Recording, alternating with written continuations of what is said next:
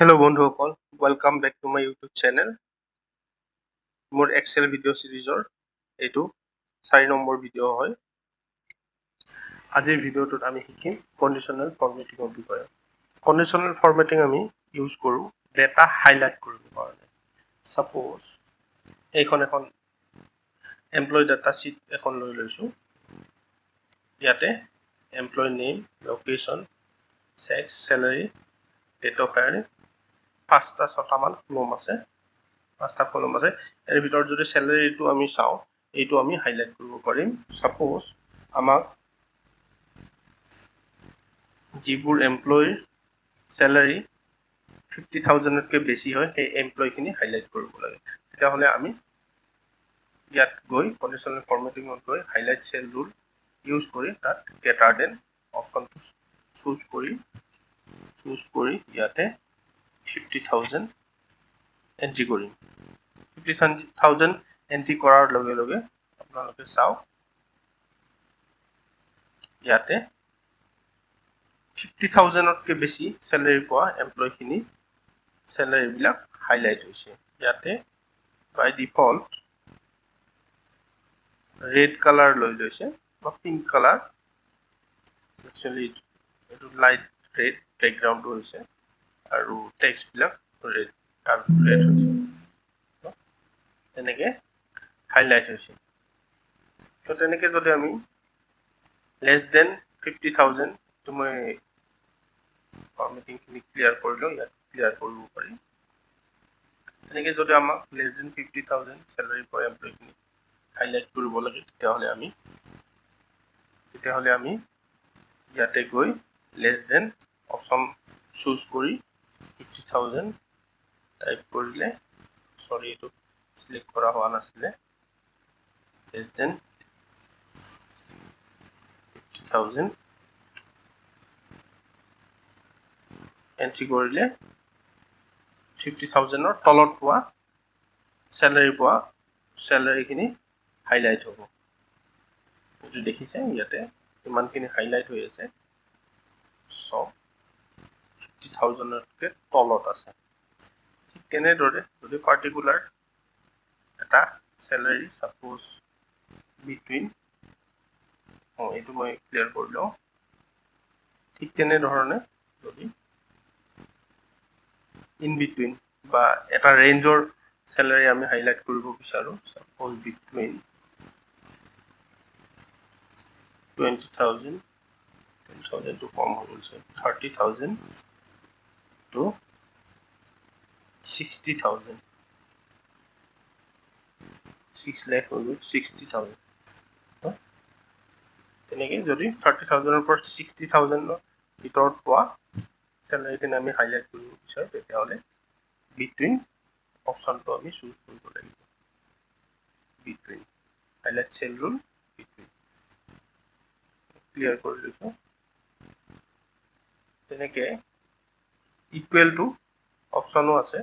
Suppose আমাৰ এইটো 64 আৰু কোনোবাই পায় নেকি 64,000, এইটো মই এইটো কৰিম, এইটো কমান ডাইৰেক্ট ক্লিক কৰি ল'ব পাৰি 64,000, এইটো সমান আৰু বেলেগ কোনোবা এমপ্লয়ী পায় নেকি, ইয়াত চাগে বেলেগ এমপ্লয়ী নাই এইটো স্যালাৰি পোৱা, সেইকাৰণে অকল এটা সেলহে হাইলাইট হৈছে।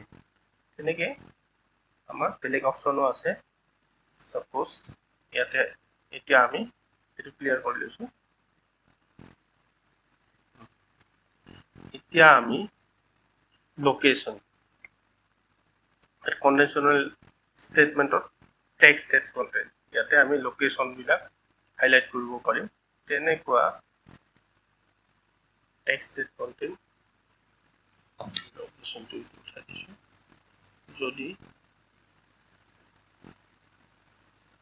কেলিফৰ্ণিয়া, সাপোজ কেলিফৰ্ণিয়া, আমি এতিয়া কেলিফৰ্ণিয়া লৈছোঁ, তো এতিয়া কেলিফৰ্ণিয়াখিনি হাইলাইট হৈছে। হাইলাইটটো বেকগ্ৰাউণ্ডটো লাইট ৰেড আছে বা পিংক আছে আৰু টেক্সটবিলাক ৰেডত আছে। এইটো আমি চেঞ্জ কৰিব পাৰোঁ। এতিয়া আমি যদি চেঞ্জ কৰোঁ, এতিয়া কাম কৰিব। এৰিজনা এতিয়া এৰিজনাটো চিলেক্ট হৈ আছে এৰিজনাটো লৈছো বাৰু মই কালাৰটো চেঞ্জ কৰিম য়েল্লো কৰিম এই চাওক এৰিজনা যিখিনি আহিছে য়েল্লো আহিছে য়েল্লো আহিছে য়েল্লো আহিছে এনেকৈ এৰিজনাখিনি চেঞ্জ হৈছে আৰু যদি এইটো মই ক্লিয়াৰ কৰি লৈছোঁ টুলটো এবাৰ এপ্লাই হ'লে ক্লিয়াৰ কৰি ল'ব লাগে নহ'লে আগৰটোৱে থাকি যায় এনেকৈ এতিয়া এৰিজনাটো থাকি গৈছে য়েল্লোত ইয়াতে মই বেলেগ আৰু হাইলাইট কৰিব গ্ৰীণত হাইলাইট কৰিব পাৰোঁ গ্ৰীণত হাইলাইট হৈছে এনেকৈ আমি হাইলাইটৰ কালাৰটোও চেঞ্জ কৰিব পাৰোঁ আৰু এটা সাপোজ কেলিফৰ্ণিয়া এইবাৰ চিলেক্ট কৰি লৈছোঁ এইটো চিলেক্ট কৰি লৈছোঁ আৰু ইয়াতেও এটা ৰুল এপ্লাই কৰোঁ কণ্টেইনছ কেলিফৰ্ণিয়া এইটো মই সাপোজ ৰেড বৰ্ডাৰ বা এনেকৈ কেলিফৰ্ণিয়াটো ৰেডতটো আহে কাষ্টম ফৰ্মেট মই এনেকৈ কাষ্টমো দিব পাৰোঁ মোৰ নিজৰ মতে মই এইটো ব্লু দিছোঁ সাপোজ আৰু ফন্টটো ক্লিক কৰি দিছোঁ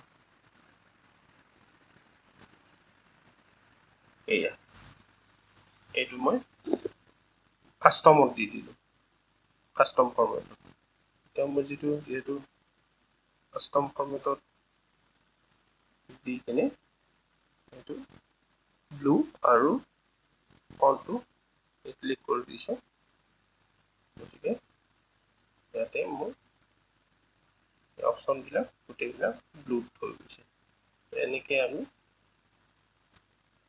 ডেটাবিলাক হাইলাইট কৰিব পাৰোঁ কণ্ডিশ্যনেল ফৰ্মেটিং ইউজ কৰি এই যি গ্ৰীণ বা এইবোৰ কালাৰ চেঞ্জ কৰিছোঁ এইবোৰ বেলেগ ফৰ্মেটিংবিলাকতো হয় যেনেকৈ গ্ৰেটাৰ দেন লেছ দেন এইবিলাকতো হয় সাপোজ গ্ৰেটাৰ দেন এটা দেখুৱাই দিছোঁ কাষ্টম কালাৰ বা ফৰ্মেটিং 50,000 বাই ডিফল্ট ৰেটটো লৈছে এইটোক মই চেঞ্জ কৰি কাষ্টম কৰিম এইটো সাপোজ ফিলটো মই এইটো